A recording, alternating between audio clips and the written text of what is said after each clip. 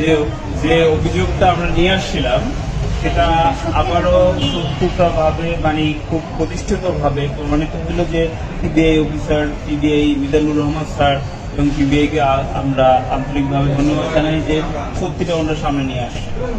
এখন তাহলে কি হবে? এখন যদি তামিমা আপনার কাছে ফিরে আসতে চায়, সেটা একান্ত সে তো ফিরিলত এখনো সেই আইনত আমার ওয়াইফ, তো এখন স্বামী স্ত্রীর সম্পর্কটা দুজন, আমার ডিসিশনে তো হবে না। তার আপনি কন্টিনিউ করবেন? অবশ্যই সে যদি কন্টিনিউ করে আমি করবো। মানে সে ফিরে আসলে আপনি তাকে গ্রহণ করবেন? এটা ক্লিয়ারলি বলেন তো যে আসলে যে যদি না, এই বিষয়টা প্লিজ বিব্রত একটু করবেন দাঁড়ান না, ওই প্রশ্ন না, আপনি এটা বলেন এবং পাশাপাশি এই জিনিসটা বলেন যে নাসিরের বিরুদ্ধে আপনি আইনি অ্যাকশনে যাবেন। এই শোনেন না কেন? আইনি অ্যাকশনে তো আমরা আছি, না, মামলার মধ্যে তো আছি। অ্যারেস্ট আপনার পরবর্তী আইনি প্রক্রিয়া কি হবে? পরবর্তী আপনি কোর্ট আদেশ দেওয়ার পরে আসবে। তামিমাকে এখন তো আপনাদের বিয়ে বৈধ, যদি বিয়ে বৈধ হয় আপনি তাকে নিয়ে সংসার করবেন কিনা, যদি আসে আপনার opinion টা বলেন।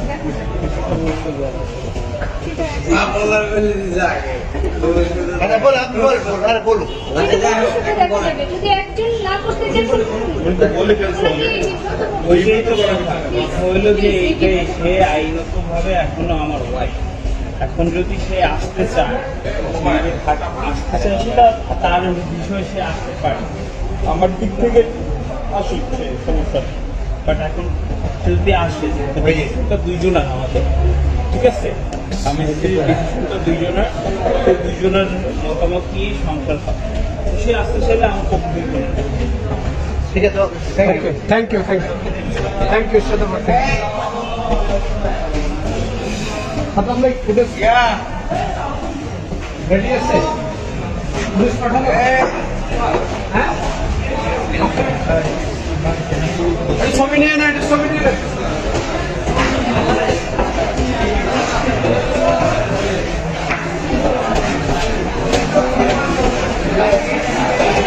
যে রাকিব হোসেনকে ডিভোর্স দিয়েছে, কিন্তু প্রকৃতপক্ষে উনি কোনো রকম ডিভোর্সের কাগজ সঠিক আইনি প্রক্রিয়া মেনে কোনো ডিভোর্সের কাগজ রাকিব হোসেনকে দেননি। তিনি এখনো রাকিব হোসেনের বিবাহিত স্ত্রী। এই বিষয়টা নিয়ে আমরা যখন কোর্টে মামলা করি, কোর্ট তখন এটা পিবিআইকে তদন্তের নির্দেশ দেয়, এবং যেদিন আমরা মামলা করি সেদিন ওনারা একটা প্রেস কনফারেন্স করেন। প্রেস কনফারেন্স করে ওনারা একটা ডকুমেন্ট দেন যে 2016 সালে রাকিবকে তিনি ডিভোর্স দিয়েছেন বলে দাবি করেন, এবং নাসির হোসেন তিনি এটাকে সমর্থন করেন এবং বারবার কিন্তু উল্লেখ করেন যে আমার বউ করে উল্লেখ করেন। পরবর্তীতে পিবিআই এটাকে তদন্ত করে, অনুসন্ধান চালায়। যদিও আমরা এটা নিয়ে আসলে প্রথমে অনেক আশঙ্কিত ছিলাম, বিভিন্ন কথা শুনে যে তারা অনেক ইনফ্লুয়েন্সিয়াল পার্সন, হয়তো তদন্ত রিপোর্ট আমরা আরও নিরপেক্ষভাবে পাবো কিনা। কিন্তু এই বিষয়ে আসলে আমরা ধন্যবাদ জানাই পিবিআই একেবারে প্রতিটা দিনের হিসাব করে 2016 সাল থেকে 2000 এখন পর্যন্ত প্রতিটা দিনের হিসাব করে এই তদন্তে নিয়ে আসছেন যে কবে কোথায় কিভাবে তারা হাজবেন্ড ওয়াইফ হিসেবে ছিলেন, কোন হোটেলে ছিলেন, সেই হোটেলে সিসিটিভি ফুটেজ থেকে শুরু করে অসংখ্য এভিডেন্স সহ এই তদন্ত রিপোর্টটা কোর্টে আজকে দাখিল করেছেন। এই রিপোর্টে চলে এসেছে যে উনি যে শুধু রাকিবের স্ত্রী তাই নয়, ওনার নাসিরের সাথে বিয়েটা অবৈধ, যেহেতু স্বামী বর্তমান থাকা অবস্থায় কোনো মেয়ের সেকেন্ড আরেকজনকে হাজবেন্ড হিসেবে নেওয়া সম্ভব না। উপরন্তু ওনারা যে কাগজগুলো দেখিয়েছেন এবং ডাক বিভাগের স্মারক দেখিয়েছেন, সেই স্মারকগুলো জালিয়াতির মাধ্যমে তৈরি করেছেন। এই বিষয়টা পিবিআইয়ের তদন্তে সুস্পষ্টভাবে এসেছে। ডাক বিভাগও জানিয়েছে যে পরীক্ষামূলক পোস্ট অফিস বলে এবং এই স্মারক নম্বরে আসলে রাকিবকে কোনো ধরনের লেটার সঠিক আইনি প্রক্রিয়া মেনে প্রদান করা কখনোই হয়নি। পিবিআই তার তদন্তের রিপোর্টে 3 জনকে আসামি করে রিপোর্ট দাখিল করেছেন আজকে। এখানে 1 নম্বর আসামি তামিমা সুলতানা, ওনার বিরুদ্ধে জালিয়াতি, স্বামী বর্তমান অবস্থায় আরেকটি বিবাহ। শোনেন না কেন? যে অভিযোগটা আমরা নিয়ে আসছিলাম সেটা আবারও সত্যতাভাবে মানে খুব প্রতিষ্ঠিতভাবে প্রমাণিত হলো যে CBI officer, CBI Mizanur Rahman sir এবং সিবিআইকে আমরা আন্তরিকভাবে ধন্যবাদ জানাই যে সত্যিটা ওনার সামনে নিয়ে আসছে। এখন তাহলে কি হবে? এখন যদি তামিমা আপনার কাছে ফিরে আসতে চায়, সেটা সেটা ফেজিলত এখনো সে আইনত আমার ওয়াইফ, তো এখন স্বামী স্ত্রীর সম্পর্কটা দুদিন আমার ডিসিশনে তো হবে না, তার আপনি কন্টিনিউ করবেন, অবশ্যই সে যদি কন্টিনিউ করে আমি করবো মানে সে ফিরে আসলে আপনি তাকে গ্রহণ করবেন। অবশ্যই। এটা একটু ক্লিয়ারলি বলেন তো যে আসলে যে যদি না, এই বিষয়টা প্লিজ বিব্রত একটু দাঁড়ান না, ওই প্রশ্ন না, আপনি এটা বলেন এবং পাশাপাশি এই জিনিসটা বলেন যে নাসিরের বিরুদ্ধে আপনি আইনি অ্যাকশনে যাবেন। এই শোনেন না কেন? আইনি অ্যাকশনে তো আমরা আছি, না, মামলার মধ্যে তো আছি। অ্যারেস্ট আপনার পরবর্তী আইনি প্রক্রিয়া কি হবে? পরবর্তী আপনি কোর্ট আদেশ দেওয়ার পরে আসবে। তামিমকে এখন তো আপনাদের বিয়ে বৈধ, যদি বিয়ে বৈধ হয় আপনি তাকে নিয়ে সংসার করবেন কিনা, সে যদি আসে আপনার opinion টা বলেন।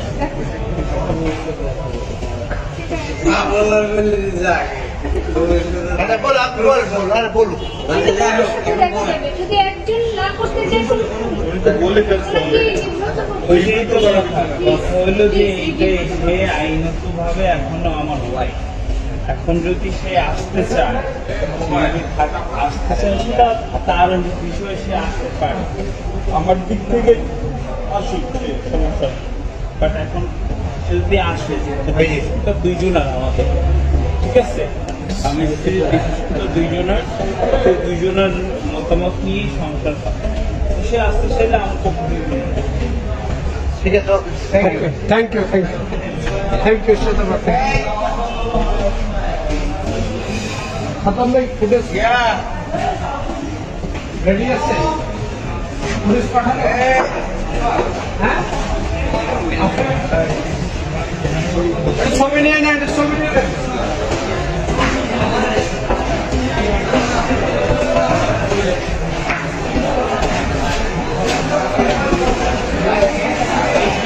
যে রাকিব হাসানকে ডিভোর্স দিয়েছে, কিন্তু প্রকৃতপক্ষে উনি কোনো রকম ডিভোর্সের কাগজ সঠিক আইনি প্রক্রিয়া মেনে কোনো ডিভোর্সের কাগজ রাকিব হাসানকে দেননি। তিনি এখনো রাকিব হাসানের বিবাহিত স্ত্রী।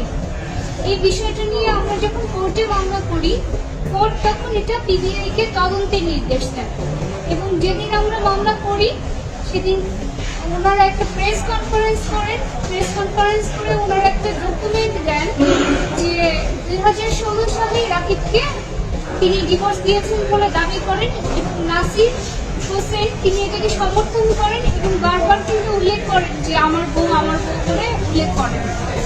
পরবর্তীতে পিবিআই এটাকে তদন্ত করে অনুসন্ধান চালায়। যদিও আমরা এটা নিয়ে আসলে প্রথমে অনেক আশঙ্কিত ছিলাম বিভিন্ন কথা শুনে যে তারা অনেক ইনফ্লুয়েন্সিয়াল পার্সন, হয়তো তদন্ত রিপোর্ট আমরা নিরপেক্ষভাবে পাবো কিনা, কিন্তু এই বিষয়ে আসলে আমরা ধন্যবাদ জানাই পিবিআই একেবারে প্রতিটা দিনের হিসাব করে 2016 সাল থেকে 2000 এখন পর্যন্ত প্রতিটা দিনের হিসাব করে এই তদন্তে নিয়ে আসছেন যে কবে কোথায় কিভাবে তারা হাজবেন্ড ওয়াইফ হিসেবে ছিলেন, কোন হোটেলে ছিলেন, সেই হোটেলের সিসিটিভি ফুটেজ থেকে শুরু করে